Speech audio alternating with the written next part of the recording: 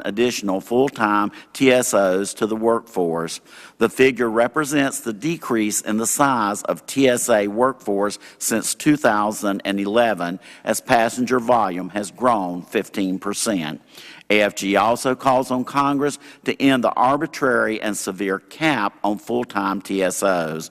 When Congress voted to divert 60 cents of the $5.60 security fee per enplanement to the Treasury rather than TSA, it deprived the agency of $1.25 billion, that's billion with a B, dollars each year. It is time for Congress to dedicate the proceeds of the security fee to TSA to be used for its intended purpose, funding the agency's security mission and hiring staff. Introducing airline and airport employees and private contract employees into the framework of checkpoint security is, at best, a temporary bandage. Years of on-the-job experience and commitment to the public are the services that are lost when the TSO workforce is replaced with airport and airline employees. Airport authorities should be aware that they're not going to get more screeners under the Screening Partnership Program and that there are long checkpoint waits at airports with private screeners. Despite the importance of their work, TSOs receive second-class treatment from their employer, the federal government. TSA is the only federal agency that is allowed to excuse itself from the fundamental workplace rights and protections found in Title V of the U.S. Code. TSA does not follow the Fair Labor Standards Act and the Office of Personnel Management guidelines on leave. TSA does not have statutory Title VII protections against discrimination, and they are not paid under the general schedule like the majority of federal workforce. TSOs lack the ability to appeal adverse personnel actions to a neutral third party like the Merit System Protection Board, even though TSA management has that right. To paraphrase the late Dr. Martin Luther King Jr., justice delayed has been justice denied to the TSO workforce. It is well within the authority of both the Congress and TSA to provide TSOs the same workplace rights and protections as other federal workers. We urge Administrator Neffinger to apply Title V rights and protections to the TSO workforce. Congress should pass H.R. 4488, the Rights of Transportation Security Officers Act, introduced by Representative Benny Thompson and Nita Loy. The bill requires that TSA follow the same workplace rules as most agencies in the federal government. Congress should also ensure funding to TSA to provide 5% retention raises to TSOs who have been on the job for 2 or more years. Transportation security officers do all they can to screen passengers. That is why AFG pledges to work with TSA, Congress, and the public on solutions for the long lines. And Mr. Chairman, AFGE is asking and seeking a seat at the table to be part of the solution, not part of the problem in what we are currently experiencing in TSA. Thank you very much for allowing me to testify today. I'd be glad to take any questions. Thank you, Mr. Cox, for your testimony. We appreciate you being here today. And before I recognize myself for 5 minutes of questions, I do want to note that it's very interesting that part-time employee attrition rate is nearly triple that of full-time employees at TSA. And that's something I want to talk about in a few moments' time. I now recognize myself for 5 minutes of questions. One of the overarching observations from speaking to you last week, all at the panel, two things. TSA, expansion of TSA is critically important, and also field service directors. It was a revelation to all of us that field service directors really have their hands tied to some extent with respect to making staff and allocation decisions, and oftentimes are not interacting in an appropriate manner with the airports and airlines in the field. So our bill addresses all of those things, but I do want to flesh them out a little bit. And I'll start with the TSA PreCheck program. Ms. Callahan, you stated that 40% now of the Syracuse airport is on PreCheck. That's correct. What type of an impact has that had on the airport and the throughput of passengers? We're seeing wait times on average of anywhere between 12 and 15 minutes. When I flew out this morning, I had a first experience seeing that, and it really has helped to balance the distribution of pre-check and non-pre-check employees during those peak periods, which for us is really 4:30 until about 7 a.m. Right. Now, and for any of you who can answer this question, there's discussions at times that pre-check isn't always open, and I've experienced that myself, and it is frustrating to me, being chairman of this subcommittee. But is it fair to say that if pre-check were expanded dramatically, like it's intended to be, that it would allow those lanes to be open on a more regular basis because the staffing would warrant it? Is that correct?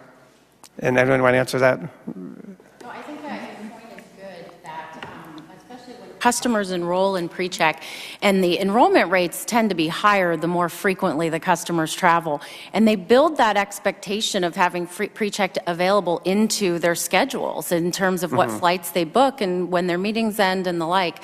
And it's a service that the TSA is selling, that people are paying for. So people are incredibly frustrated, customers, when they come and find those lines closed. The screening procedures in pre-check are much faster, so the transaction time per customer is lower, and therefore we can get many more customers through the checkpoint both safely, securely, and efficiently, the more people are in pre-check. So we're a big fan of expanding it as well. Okay, thank you. I take all of you are, is that right? Yes, you're all nodding your head. It seems self-evident. I think the one issue that we constantly find, pre-check is helping, but as we have continued decrease in staffing, that continues to perpetuate the problem, no matter whether we have pre-check or not. The real issue is that we have to have adequate staffing in TSA. It's understood, but if it's fair to say, is it not, Mr. Cox, that if you had 20 million people enrolled in pre-check nationwide or 30 million people enrolled in pre-check nationwide, and you have the throughput for pre-check individuals are double the time it is for others, it would have less stress on the system. You have to acknowledge that. It would definitely have less stress on the system, but if we keep losing 5,000 every several years, that's going to have stress on the system. And that's something we need to address for sure. Now, with respect to the field service directors, it was really shocking to me that they weren't interacting with some of the airports, especially the major airports, on a regular basis with respect to the staffing allocation models. And so, Ms. Bierstow, could you comment on that for a moment, if you would, please? Sure. We have a strong and favorable partnership with our local TSA. However, when it comes to staffing allocation model, we encourage TSA to provide greater transparency so we, airports and our airline partners, can better plan and schedule around staffing shortages and the like. Right. I'm sorry. I referred to them as field service directors, and my able staffer told me, hey, dummy, it's federal service directors, so federal security directors, so excuse me. But one of the things we propose in the bill is that you take the FSDs, if you will, and basically mandate that they meet with the airport directors and the airlines on a regular basis, and that they discuss staffing allocation models, and then certify to us that they're actually doing that. We're asking that to be done on both the local level and on the national level, and I think that we're hoping that's going to have an impact on it. Now, Ms. Callahan, if I understand from speaking to you earlier last week, that you do that now on a regular basis. Is that right? Yes, sir, we do. In fact, we had a meeting yesterday with our federal security director and his assistants from Albany all the way to Buffalo, a meeting held in Syracuse. 40 of the airports in New York State were at that meeting, where we had an in-depth, detailed briefing on their plans for the summer travel season, how we can work together and collaborate to address some of the issues. And my FSD oversees 14 airports. So to see him on a monthly basis is really incredible that he has the time to do that, but he's very responsive and reactive to issues. That's good. And one of the things we want to do in this bill is to untie their hands to some extent from an administrative standpoint, because I believe that they need to have more flexibility with respect to their decision-making authority on the front lines. If you get a call from American Airlines or from Chicago and they say, look, we're going to get crushed over the next 3 days, we just sold a bunch of tickets, whatever, let's work together to figure out how to do that. They've got to be able to have the flexibility to grant more overtime. They've got to have the flexibility to be able to bring more people in. And so that's part of what we're contemplating in this bill, and it's based on our discussions with all of you. So I appreciate that. Now, Mr. Cox, Is it one of the things I've been thinking about when you were talking about some of the staffing issues and the attrition rate is if there's some money that's reallocated, if that's the right term, to from other parts of TSA to staffing, would it make sense to take a lot of these individuals that are part-time now and make them full-time, and in so doing, you thereby reduce the attrition rate considerably for some of them at least? Yes, sir. That would definitely help with that situation. Administrator Neffinger spoke with me yesterday and said his attrition rate with full-time TSOs was around 7 to 8%. But again, it's over 20% in the part-time. People want full-time employment. They will go to other federal jobs or other jobs in the airport seeking full-time employment. So moving that money to getting them full-time would definitely help fix a lot of the problems. Okay, and of course, the added benefit during this crisis, if you will, that we're having at airports is that moving someone from part-time to full-time doesn't take any additional training. No, so sir, they that doesn't. They're ready to go. Many of them in peak times are already working 40 hours a week or possibly more than 40 hours a week, so they are ready to go. There is a cap that's been put on the number of full-time employees, so if Congress could fix that, that would help with a lot of the situation. All right, thank you very much, Mr. Cox. I have so many more questions, but I can't go over my time too much here. So I now recognize the ranking member, Mr. Payne, for 5 minutes of questions. Thank you, Mr. Chair. And, I ask unanimous consent that 2 letters from AFG to President Obama and Secretary Johnson be inserted in the record. Without objection, so ordered. Thank you. Let's see. Let's see. Ms. Biersto, okay. In response to the issues at your airport and others around the nation, Secretary Johnson and Administrator Neffinger announced plans to address the lines, including additional resources. Has the administration's response to the wait times within your airports been effective, and have it had a positive effect to this point? I hear a lot that we have the additional resources coming in, but have not heard how it has impacted your wait times in a positive manner, if it has. Sure, it has. TSA has provided 58 additional officers. The shift of moving over 160 part-time officers to full-times help TSA address the peak periods, both in the AM shifts and the PM shifts. Tripling the amount of overtime allows them to open checkpoints early so they're not behind the curve. Adding morning shifts for TSA screeners and the additional canine teams at O'Hare from around the country have proven incredibly helpful. The canine teams alone are allowing us to move roughly 5,000 passengers a day through pre-check. Okay, and so what would you say the wait times as opposed to what they are now specifically? Sure. So at Midway Airport, the wait times with canine teams can be 20 to 30 minutes during peak periods. Without them, they can reach 60 to 90 minutes. Okay.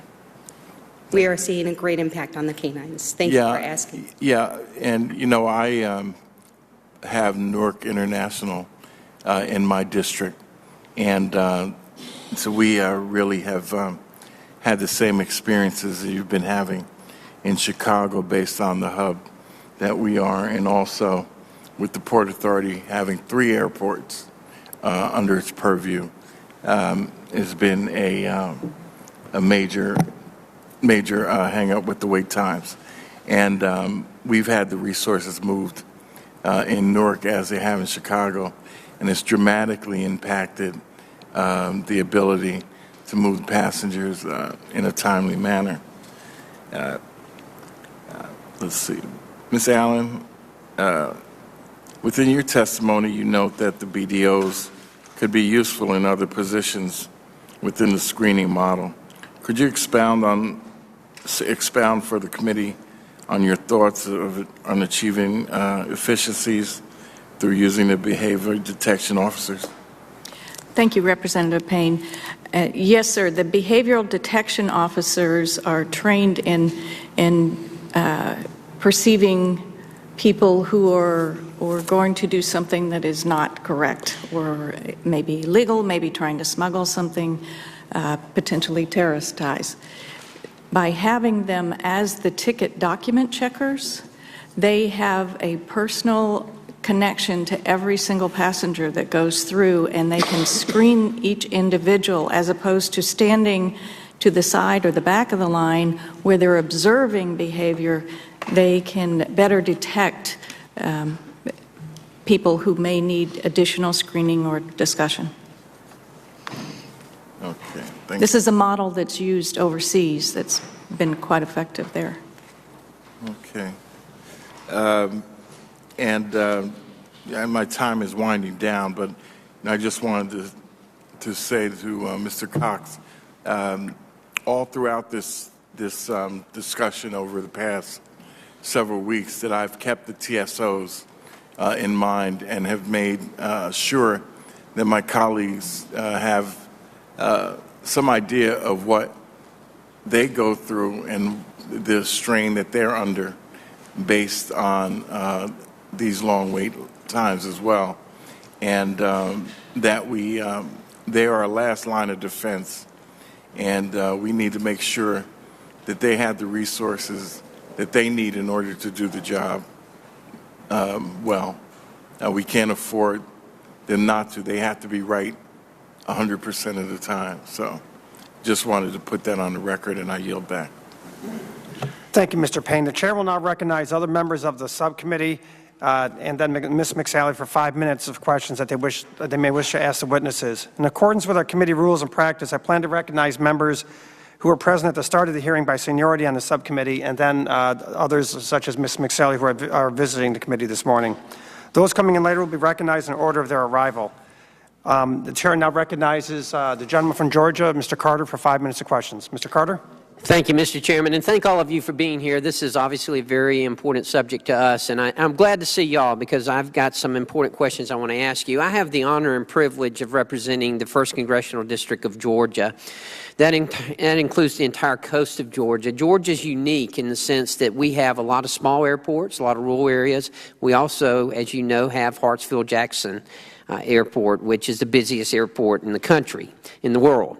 And that presents a dilemma, but I want to ask you some questions about that, and I'm very interested to know your responses to this. What we've been hearing and what I've been hearing from a lot of the airport officials is that there exists somewhat of a disconnect between the local TSA officials, the airlines, the airport officials, and then upper management, that management in TSA up here in Washington, D.C., if you will. Have any of you experienced that?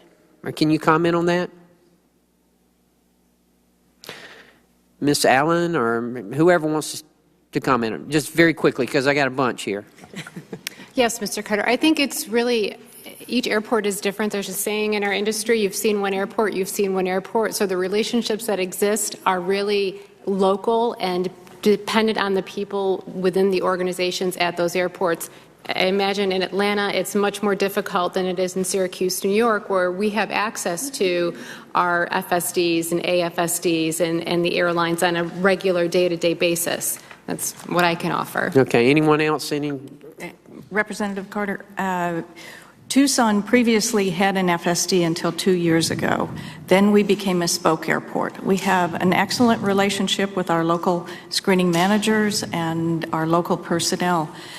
They now have many layers to go through, and models and requirements are dictated, and I can't personally say from where, but certainly above their ability to be able to react quickly to issues on the ground. That's what we experienced during our peak period in February and March. They were only allowed to open the pre-check lane after they had opened a second standard lane because of staffing. Then they could open a pre-check lane. When they opened the pre-check lane, the lines were cut in half, and they were not the full length of our terminal front. So having the ability to do that would be helpful. Great, great. Let me ask you, has anyone had any experience with private security? Any of you have had that experience? In a few airports that we serve have private security. I'm sorry, say again? Sorry. Oh, thank you. A few of the airports that American serves have private security. Can you give me your impression? I mean, what's been the results? I'll just use San Francisco as an example because that's probably the one that I'm most familiar with. Because the privatized airports, the way the privatized model is today, follows the same procedures and staffing allocation models as other airports. Okay, I hope that my colleagues heard that. They have to follow the same rules and regulations. The training's the same. Everything's the same. So and TSA oversees it, correct? Oversee. Okay. That's my understanding. All right. I'm sorry. Continue. So we really see that as long as the operation is properly resourced, we're able to have both effective and efficient screening in either model.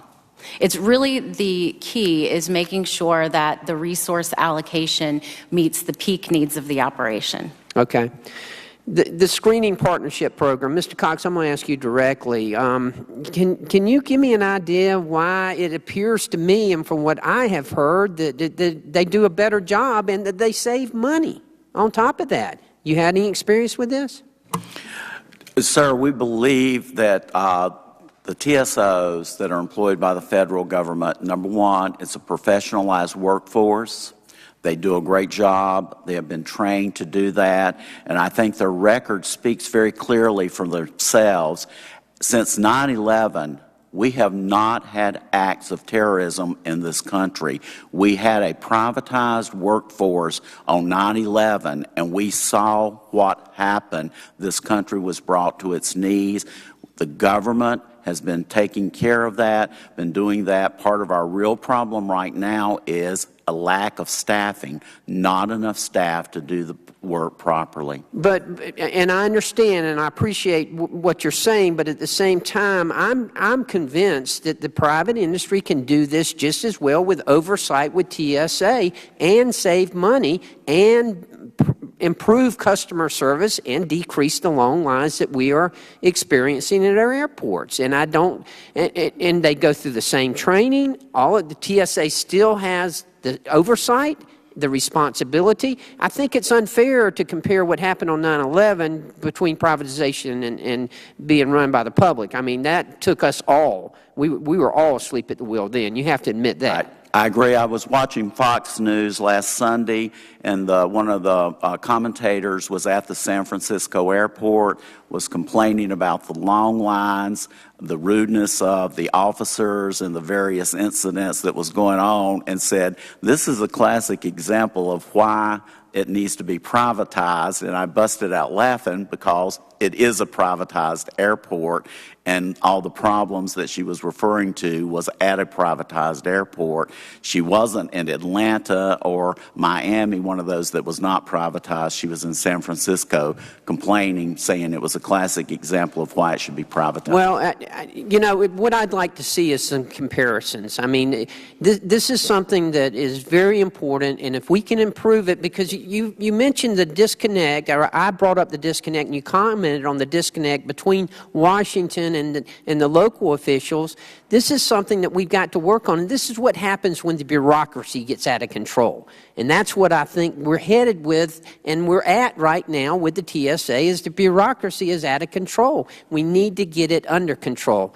Mr. Chairman, I know I've gone past my time, but this is just a very important subject to me, so I appreciate your input on that. Mr. Cox, what you're telling me, I'm having different views expressed to me by other people, so I'm going to continue to search on this and continue to try to see what we can come up with. Mr. Chairman, I yield back, and thank you. Thank you, Mr. Carter. I ask unanimous consent that the gentle lady from Texas, Ms. Jackson Lee, be allowed to sit on the dais and participate in this hearing, and without objection, so ordered.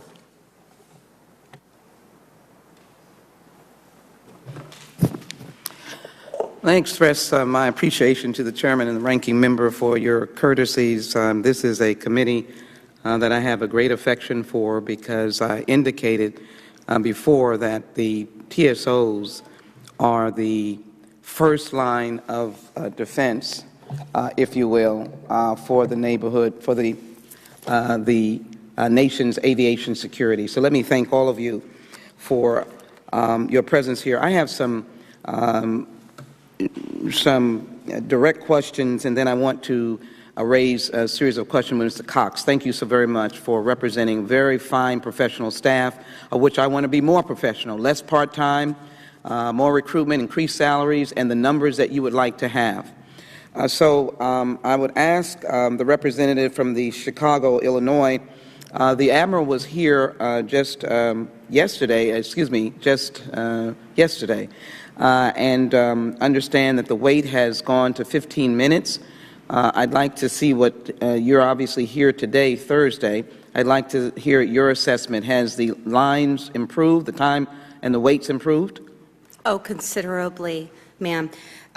We've seen wait times less than 15 minutes. So there's been a fix, if you will, and obviously we have to see that it's a consistent fix. A permanent fix. And that's even better to hear that's a permanent fix. He's added more, as I understand, there's a task force, and he's added more employees. Is that correct? And may I correct? Yeah. It's a temporary right now. We need permanent fix. Oh, so you were saying we need a permanent fix. Right. Well, that will come, and the temporary is that you've added more personnel. Is that correct? Yes, the extended overtime allowed for increased shifts, peak periods. Are you aware that we expect about 700 to be in by July, and so you would probably get some additional TSOs? I am aware, thank you. And that would probably help their circumstances. Is there a problem with the baggage check down? There's the screening, and then there's a baggage check. Is there a problem on the baggage check area as well?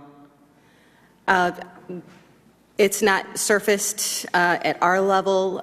We can certainly find out additional information. Right, but thank you. But that problem has been at least relieved for a moment, and we expect to continue to work with you for that. And Midway Airport is still waiting for additional resources. Additional resources. Would you say that your TSOs are professional, your management level? Yes, absolutely. And they were attempting to correct the problem? Yes, absolutely. All right, thank you. The airlines, well, I see there are other airports. Is there an airline representative here, I think, from American Airlines? Have you been able to work by way of getting your concerns to TSA? Should we facilitate a better communication protocol when there are concerns? We've been working very collaboratively and effectively with the TSA, both at the headquarters level with Admiral Neffinger, as well as at the local level. So the airlines are taking action in collaboration with the TSA and also promoting many of the actions that the TSA is suggesting and already taking, and also the actions that are contained in Chairman Katko's proposed legislation, which we're in favor of as well. Which means that you'd be willing to pay for overtime for TSOs? Right now, we really want to get more transparency into the staffing model and understand how resources are being deployed. We need to make sure that we have an analytical model that puts resources where they need to be to meet the peak demands of our customers. And I agree with you. And more flexibility for the FSDs? Would that be helpful? In cooperation with their airline partners, yes. Would you join with us? Because I heard the point being made that we need more data regarding the baggage fees. And so I think there should be an assessment and a study coming from both ends, the airlines and TSA, on the baggage fees as to whether or not they do increase the number of bags coming through by hand carry. Would you work with us on that? May I comment on the checked baggage in general? The airlines have been charging checked baggage fees since 2008, and the line waits we're experiencing with TSA this year are unprecedented. So I think it would be inaccurate to say that bag fees are leading to the current line waits that we are experiencing. You mentioned the baggage. Can I interject for a moment? We note that we've had a sizable increase in passenger travel between 2008, already between 2011 and 2016. My only question is, we all have our different perspectives. I'm not offering any perspective. I'm just offering, would you participate and collaborate on getting the data that we need to understand the question better? We're interested in collaborating to solve the problem. I do want to note that baggage screening, as you noted, is also a core function of TSA. And even though we had heard from my colleague from Chicago that we haven't had severe issues there, some of our other airports have experienced significant backlogs, in some cases even worse than what we're experiencing. What we want to do is fix the problem. Like in Miami and at Los Angeles. Right. We want to fix the problem, and I know that you have hubs like Miami. So we want to fix the problem. Let me quickly move to Mr. Cox, if I might. Mr. Cox, I've traveled to many of your airports. I take the opportunity to speak to TSOs everywhere I go, including supervisors and managers. And I will say that I ran into one individual, his name is Vincent, who a World War II veteran, came and was in a wheelchair, was just dropped off by his family, was traveling by himself, and he said, I don't want anybody else. I want a TSO, TSO, TSO. That means to come out to the curb. And so a TSO went out to the curb and took him with the wheelchair all the way through security, et cetera, getting to the gate, getting down to the door of the plane, and he noted that this proud World War II veteran who had been dropped off by his family members, I'm sure they meant well, he could not walk. And your TSO agent lifted him up and took him and put him on the plane. I think these are the stories that need to be told. If the chairman would yield me just a moment here to just Ms. Jackson Lee, just want to let you know we're kind of crunched for time, and Ms. McSally needs to go too. May I just get this last question? Votes are coming up, so please hurry. Thank you. I support a professional staff, not privatization. Would you respond to that quickly, please? We clearly believe that a professional staff, that our government employees, that this is an inherently governmental function to keep the American public safe. These people are well trained. They do a great job. They love their jobs. They just need to have adequate staffing to be able to do their jobs and to do them properly. And I think if the committee really wants to get legislation that tries to get the input and the collaboration, that it would be important that AFGE and the employees that it represents be included in the legislation as one of the partners trying to resolve the problem. Thank you. Thank you very much, Mr. Chairman. Thank you so very much. More funding is important. I yield back, Mr. Chairman. Mr. Ranking Member, thank you. Thank you, Ms. Jackson Lee. The chair now recognizes the patient, Ms. McSally from Arizona. Ms. McSally? Thank you, Mr. Chairman. In the roundtable last week and in your testimony today, we heard one of the main issues is flexibility for the FSDs, that they can make decisions on the ground, but not just for the FSDs, for the supervisors in spoke airports like Tucson. Admiral Neffringer was asked this question yesterday, and he said he has given that flexibility to FSDs. I felt like I was listening to parallel universes that were in complete contradiction of each other. He believes that they already have that flexibility. It is unbelievable to me that it would take an act of Congress to actually direct them to provide flexibility. This is just leadership 101. But he sincerely believes he's given that authority. I specifically asked him yesterday about this and the spoke airports like Tucson, and he said they have all the authority they need. Maybe they're just not getting the message. He's just recently removed Kelly Hogan, who potentially is the barrier to this direction being communicated down to all of you. But I want to say we need your immediate feedback. He gave his promise yesterday that he was going to follow up on this and make sure they understood his guidance, that they have that flexibility. Ms. Allen, can you share, you've given some examples. If we had the flexibility with our senior TSA rep on the ground in the last few months, what other instances were their hands tied, and what would have changed? What have you've been able to do there in order to alleviate the problems that we're having? Thank you, Representative McSally. When we were experiencing the extreme lines, the challenge that our local representative with TSA had, which is not an FSD, as we're spoke, as you noted, was the fact that there are specific models that certain throughput has to go, passengers per hour have to go through the lane before the second lane can be opened up, and that with one standard lane, then a second standard lane had to be opened before pre-check, where pre-check is the quick resolution because the lane was cut in half when the pre-check lane was opened. And that direction you think came from D.C. or Phoenix? Do you know?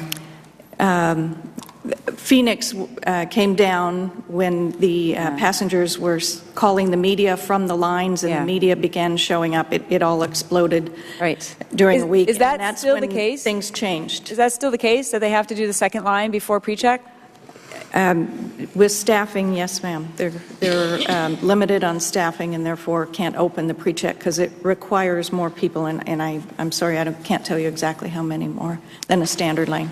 Okay, great. Are there any other situations where you saw their hands were tied, that they could have maybe moved, say, BDOs to be, checking IDs or something else, had they been given more flexibility locally?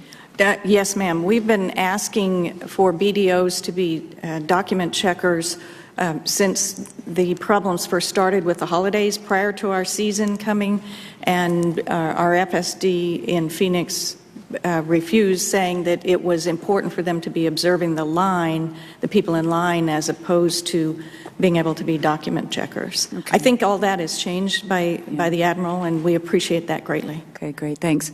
Ms. Beard, so, you said you appreciated the assistance. There was a big media attention to the problems at Chicago, and then additional agents and canine teams came to the rescue. However, they were pulled from somewhere else. Yes. What we heard from the roundtable last week is the feeling is that this sort of squeaky wheel, let's move assets around to whoever's on TV today, allows, I think one of the airport managers said something along the lines of, we all get a turn to be the worst, is that kind of model, which means that you're just going to create a crisis somewhere else. So I am concerned about that this is more like a whack-a-mole scenario as opposed to a strategic model that's going to address all these issues, and we're not going to be robbing from medium and small airports in order to address the bigger airports that end up on TV. Can anyone sort of provide some perspectives on that and concerns that we shouldn't be reactive, we should be much more strategic on this? If I can give an example, ma'am, the passenger screening canines, for example, which we borrow and have been reallocated from other airports, those kinds of resources really need to be allocated based on airport passenger throughput and the security risk, right? So those are the kinds of things that TSA should consider. Great, thank you. Mr. Cox, yesterday I asked Admiral Neffinger about something that was really troubling that I discovered this week, which is we have instances of at least 250 through April that have been reported where TSA agents have been pulled away from their primary mission, which is the security of air travel and the efficiency and safety of passengers in air travel, to support things like presidential campaign rallies, and we've heard reports of other events, concerts and sporting events. This is nowhere in their core competency. And so could you please comment on your perspectives on whether when somebody signs up to be a TSA agent and a TSO, whether they expected to be at a campaign rally or whether they expected to be doing their core mission, and how you all feel about that? We expected them to do their core mission, to do their core work. As with any situation, you do understand the workers don't get to drive the train. They just show up and do what the boss man tells them to do. I know our TSOs, they want to be at the airport doing their mission and taking care of it. It upsets them when those lines are long and passengers are waiting because passengers get more frustrated with them. Right. And I would say, if you really want to resolve a lot of these problems, you can talk to FSDs, you can talk to the administrator, but Congress probably needs to mandate that there be some work groups made up of TSOs themselves. The people who actually do the work can tell you how to improve the processes. I know American Airlines does that all the time. I know all these airports do that. We need to be talking to the frontline employees, and they could give a lot of solutions. They can't necessarily give more resources or more people, but I'm sure they know how to improve the work processes. Great, thank you. I agree with you, and look, we need to make sure that large-scale events have safety and security, but there are other ways to do that than to be pulling agents that is core responsibility is the safety of air travel in order to do that. So I'll be following up on that, and I appreciate the leverage, Mr. Chairman. Thank you, Ms. McSally. I would like to thank the witnesses for their thoughtful testimony. Members of the committee may have some additional questions for all of you. and we will be asking to respond to those in writing. Pursuant to Committee Rule 7E, the hearing record will be held open for 10 days. Before we close, a couple of observations. First of all, if we had more time, we could go on this all day long. But what's the beauty of this hearing was that we had the input of all of the stakeholders at the table and those sitting in the audience last week, which helped us become very prepared for this testimony. And, you know, I think a lot of times people look at Congress and say Congress is broken, nothing gets done, they're not listening to us. I think what's transpired over last week is that we looked at a crisis, we got the stakeholders in here, we listened to you, we crafted a bill and responding to what you have to say, and it's going to have immediate impact if we can get it passed. And I'm excited about that. The frustration is that we're moving these things and we're getting this stuff done. And so I ask all of you to be advocates with the Senate to tell the Senate to do their job as well, because we don't want to hear any more of these wait time issues. And when we can act like this in a collaborative manner, that's when Congress really works. And we got to make sure that process comes with its positive conclusion. So thank you all for coming here. I know it's an early flight for some of you. And if it's any consolation, we were working until about 12:30 last night, and I was up at 5 this morning. So we all had busy days. So thank you all very much. And Mr. Chairman, just sure. Just an observation before we close. Ms. McSally, you should have not left Homeland. I see you more now. Huh? Oh, Just okay. gave up the chair of the other subcommittee to move over to another subcommittee. Well, we miss you there. I'm here, baby. All right. The committee stands adjourned. Thank you all so very much.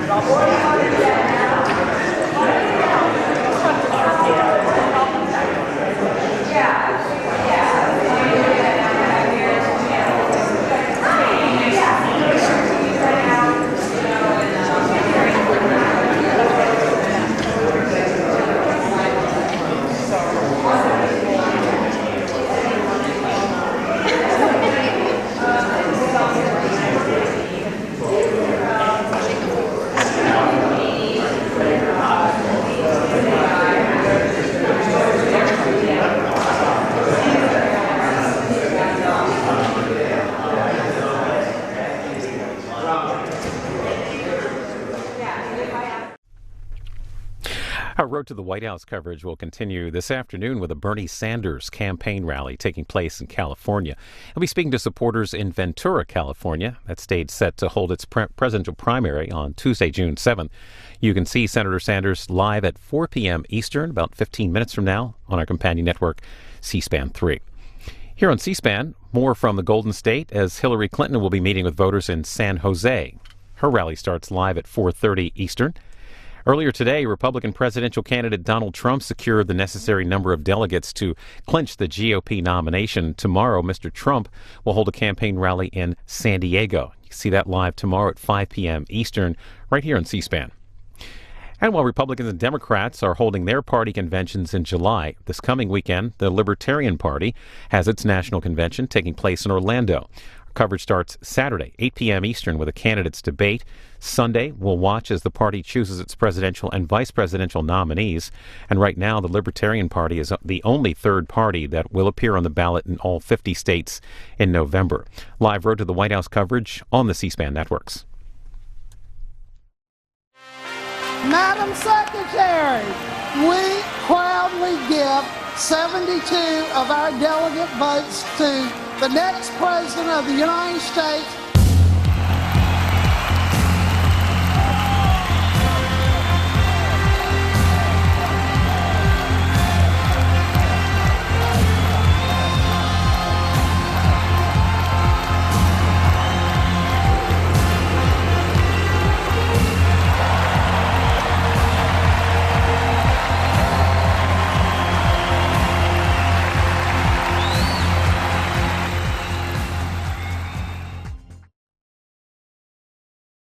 This Memorial Day weekend on American History TV on C-SPAN 3. Saturday evening at 6 Eastern on the Civil War. Sherman could not have agreed more, and by the time he captured Atlanta in September 1864, his thoughts on the matter had fully matured. Once again, a rebel army had been defeated, and another major city had fallen, and still the Confederates would not give up. So, rather than continue the futile war against people, he would now wage war against property. Georgia Historical Society President Todd Gross on Union General William Tecumseh Sherman, arguing that Sherman's March to the Sea campaign was hard war rather than total war, and that his targets were carefully selected to diminish Southern resolve. Sunday evening at 6 on American Artifacts. Take a tour with Senate Majority Leader Mitch McConnell, viewing some of the oldest rooms in the Capitol, like the Republican leader's suite, conference room, and his private office. And I had the good fortune to actually be here on August 28, 1963, when Martin Luther King made the I Have a Dream speech. Now, I confess I couldn't hear a word because I was down at this end of the mall. He was on the Lincoln Memorial looking out at throngs, literally thousands and thousands of people. But you knew you were in the presence of something really significant.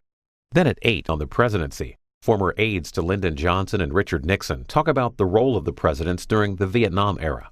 LBJ anguished about that war every single day, and that is not an overstatement.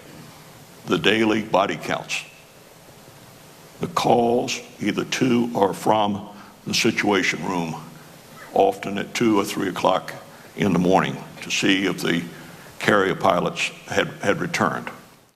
Historian H.W. Brands is joined by former LBJ aide Tom Johnson and former Nixon aide Alexander Butterfield to explore the president's foreign policies during the conflict.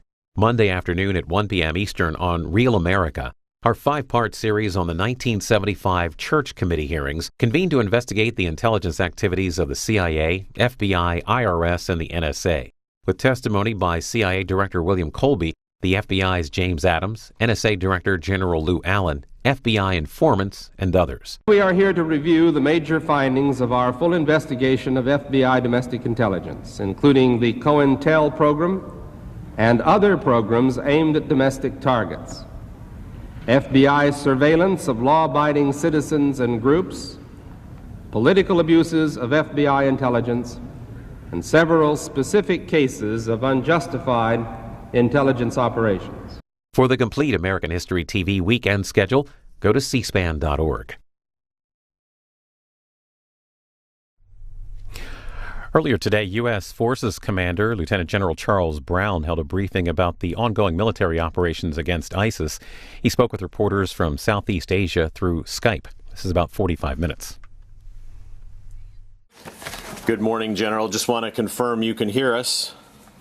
I have you loud and clear. Got you loud and clear as well.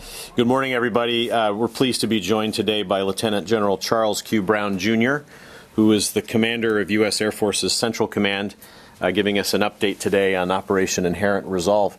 General, we'll turn it over to you for any opening comments, and we'll come back here for questions.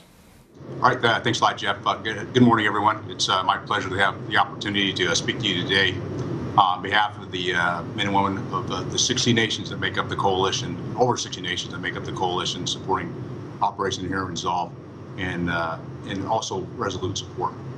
It's my distinct honor to serve as the commander of United States Air Force's Central Command and as the Combined Forces Air Component Commander for Central Command. As a CFAC, I'm charged to lead and be part of our 19-nation air coalition in support of OIR that is committed to defeating Daesh, while helping set the conditions for improved security and stability in the region.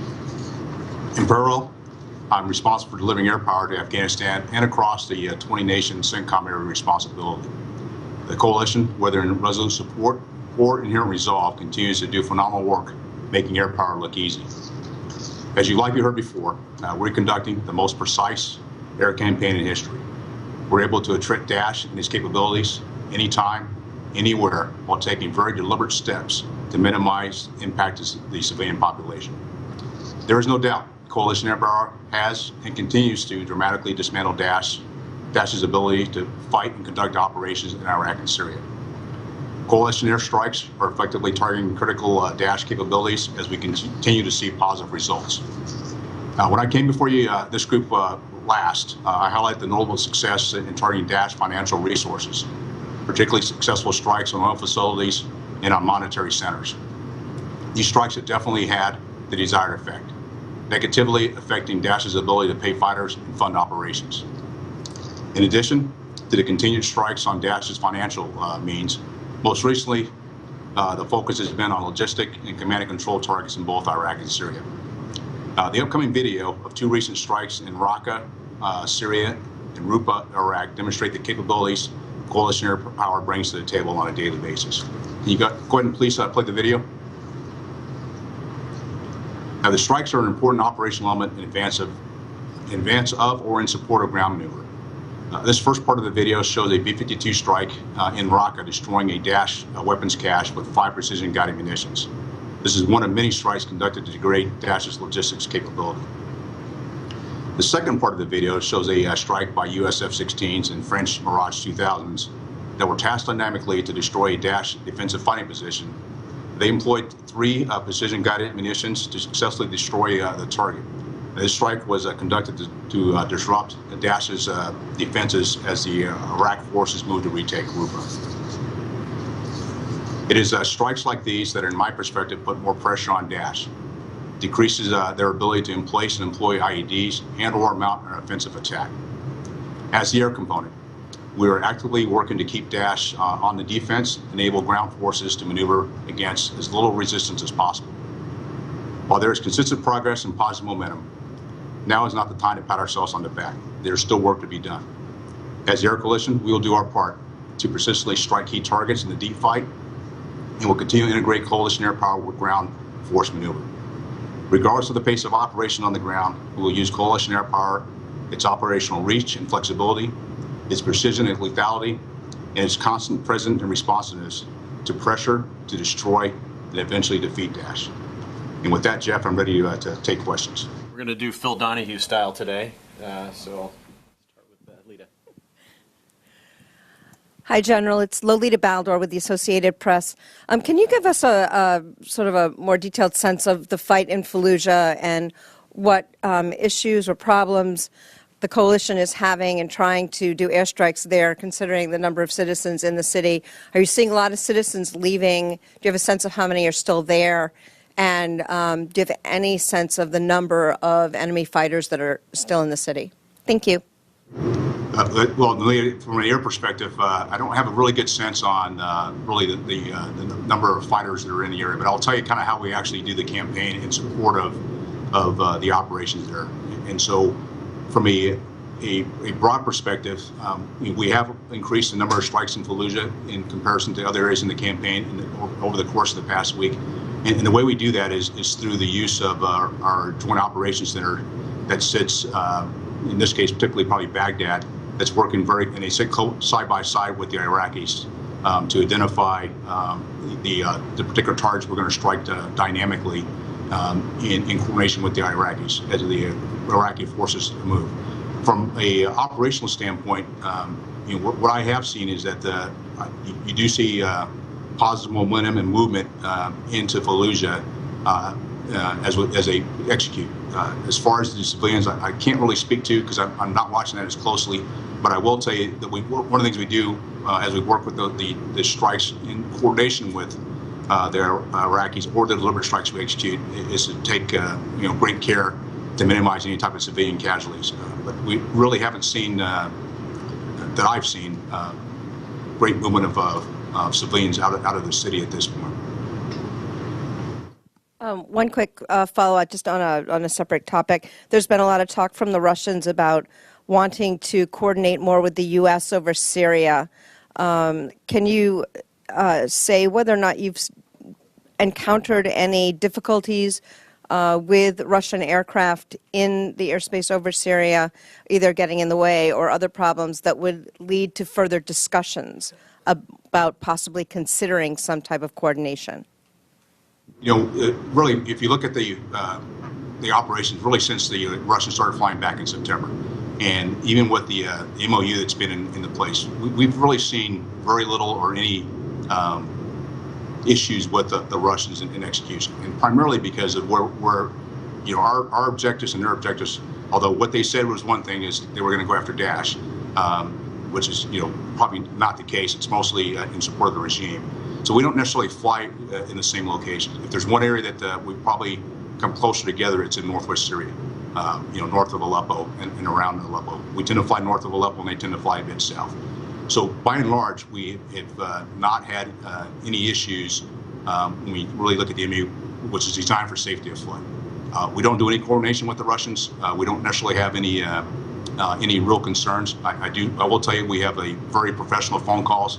They go back and forth between the coalition, the phone line we have here with the Russians, to work through the MOU to ensure safety of flight for the coalition, all the coalition, and as well as our operations. So we do not have a safety of flight issue with the Russians. Hi, General. This is Marcus Weisgerber with Defense One. I wanted to ask you, there have been some reports about the OV-10 actually making an appearance again in the skies over the battlefield in Iraq and Syria. So basically, I wanted to ask, what are you using the plane? Can you confirm the report that it's out there? What are you using the plane for? And I guess, what is the future of the OV-10 in this mission that you have? Well, that was actually not done under the air component. It was done under some special ops and a kind of a test program. That happened earlier in the year, and to be honest with you, it was a short term, and we haven't. I don't have any real details to be able to share with you as far as what the current status is, since we weren't necessarily working at real time from our location here. As a follow-up, there was a debate over at AFCENT years ago, 5 to 8 years ago, about whether or not planes like the OV-10 or the Super Tucano or the AT-6 have a place in the skies over Iraq, Afghanistan, elsewhere where there's a permissive environment. Where do you stand on that issue? Is this something that's even being considered anymore? And just kind of what are your thoughts on whether or not planes like that could be helpful? Well, the example I would use is the A-29s that are in Afghanistan right now that the Afghan Air Force are flying. And so it's a platform like that has a pretty robust capability, pretty easy to fly, pretty easy to maintain, which is really a great platform for a smaller Air Force that's coming up. So in a permissive environment, that airplane works perfectly. In a non-permissive environment, it's probably not as capable a platform. Hi, General. It's Courtney Kuby with NBC News. I have two questions. First is just something that you said towards the end of your opening statement that I found kind of curious. You said that regardless of the pace of the operations on the ground, the air campaign would continue. What did you mean by that? Are you anticipating some sort of a slowdown of the pace of operations on the ground? No, I mean, there's times where, based on the pace of our partners, where some things are going faster and some days are going slower. But from my perspective as the air component, we have the flexibility in the range to continue to put pressure on it on a daily basis. And so my goal as the air component is to actually put pressure on Daesh wherever they are, whether there's a ground force there or not. And so if things get slowed down, or if there's changes based on weather, those kinds of things, then I still believe the air component can take advantage of our capabilities to continue to put pressure on Daesh and not give them any respite or sanctuary in any location. So I'm always pressing really hard to use our air power as much as possible. And personally, I get frustrated sometimes where we're not using our capability to its full capability. We do by and large, but I'm always looking to improve upon how we're doing business. And then if I could also ask you about an announcement that the Kurds made earlier this week about the very beginning of a campaign to go move south towards Raqqa with tens of thousands of troops. Can you give us any kind, I understand not wanting to give the ISIS a preview of what you're planning, but can you give us any sort of an idea of what